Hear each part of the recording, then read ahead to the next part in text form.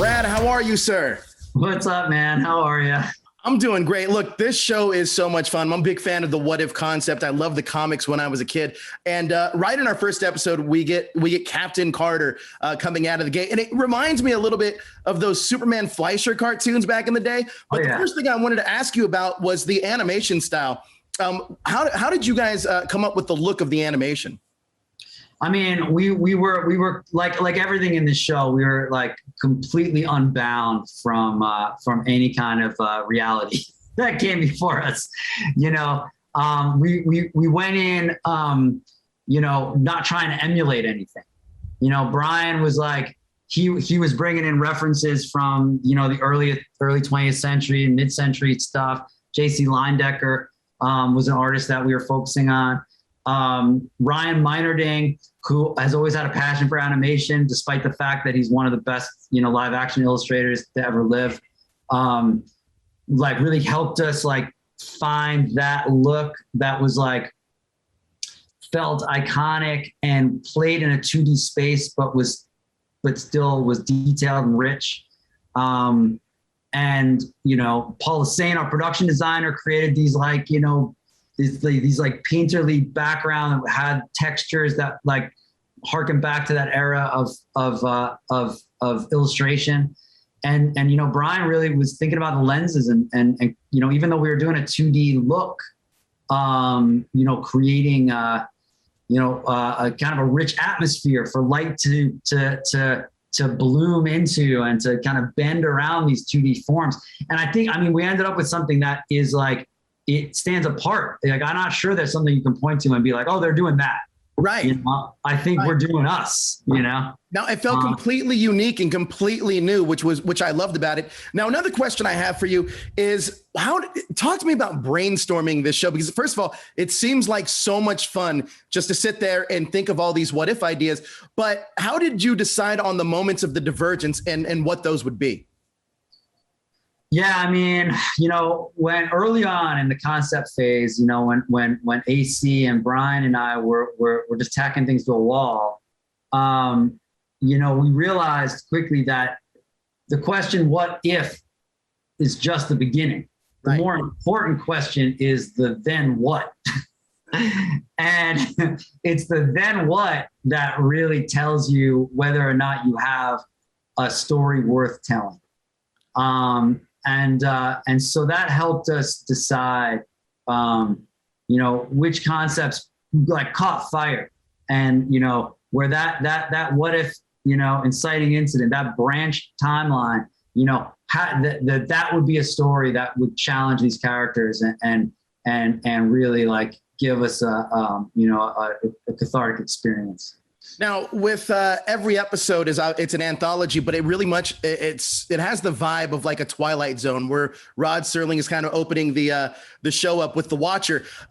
Now for the first 3 episodes, we haven't seen the Watcher act and get involved in some of these what if stories. But how do we see the character evolve over the season?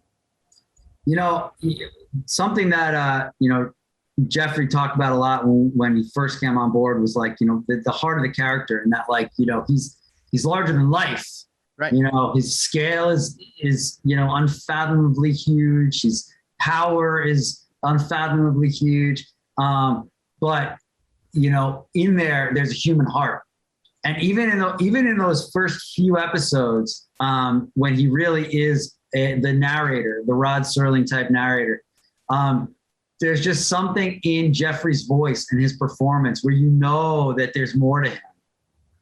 This is a guy who's lived. He is you cannot get, in terms of scope, a grander character than the Watcher. Right. But he's a human. There's a life there.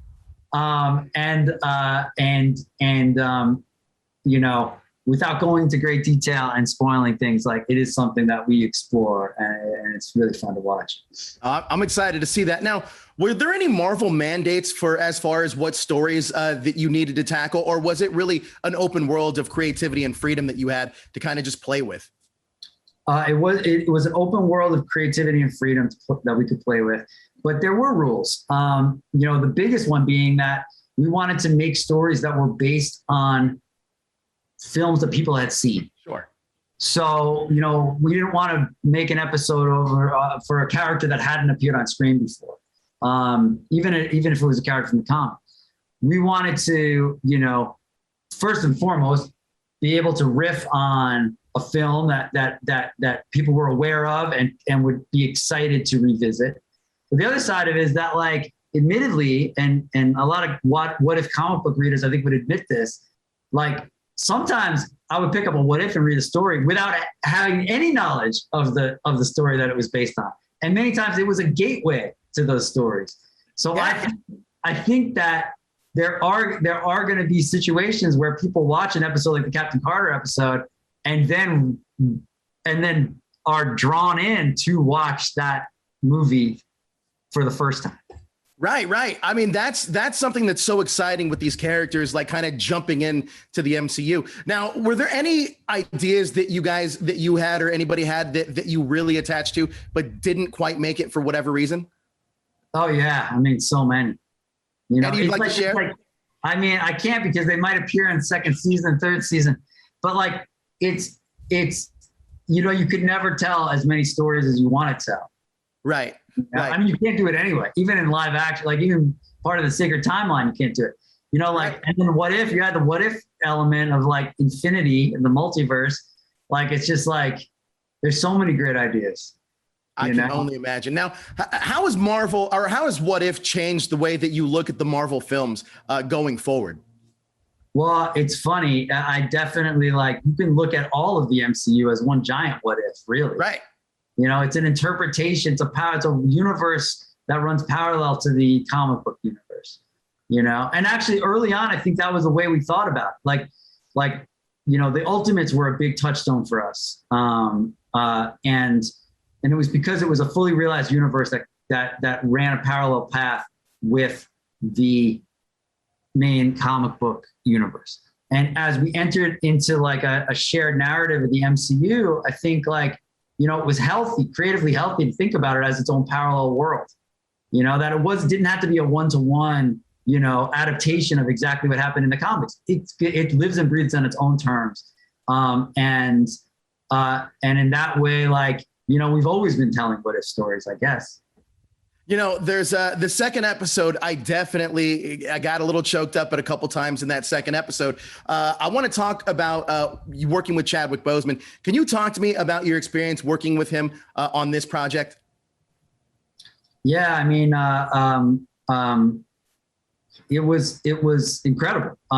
He, you know, even now knowing what we know, like, you know, he I think he approached every performance like this. You know, he dug in. He was so excited about building like a fully realized T'Challa out of this new set of circumstances.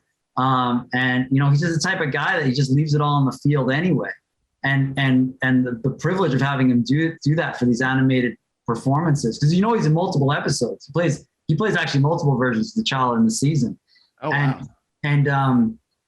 And man, like, each one was a real exploration, a deep exploration of the character. And now knowing what we know, it's just so humbling that he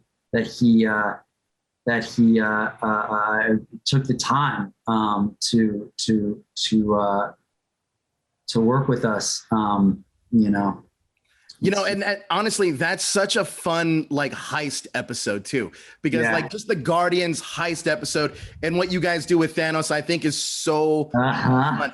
And then even like, I don't want to spoil anything, but that episode 3 too, it caught me off guard. And there's things that you do that are going to surprise a lot of fans. But what are you most looking forward to people seeing with what you guys have created with What If? I think it's like, if it does nothing else, I just want it to be like a fun ride through the multiverse. The whole concept of the multiverse could be like a real heady idea.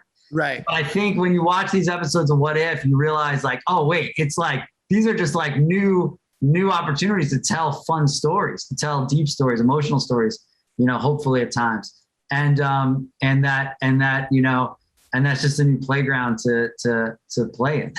Brad, look, this show's so much fun. I love anthologies and Marvels. Obviously, they're just killing it. So, man, thank you so much for your time. I appreciate it, Brad. Thanks, Joe.